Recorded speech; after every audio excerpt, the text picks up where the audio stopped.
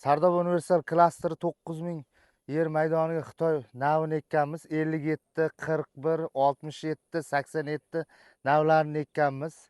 Bizni yerlarimiz o'tloq maydoni bo'lgani uchun biz ifoda agronomlarini chaqirib, ento glifosatni har bir konturimizga yarim sotikdan 1 sotik joylarga sepib chiqdik. Sinov tariqasida sinovdan o'tgan maydonimiz, paxta o'lmagan maydonimizga 100% poliyaga keyin sepib boshladik. Mana shular glifosat sepilmagan maydon bu tomoni to'liq o'sha inson turgan joygacha shular berilgan.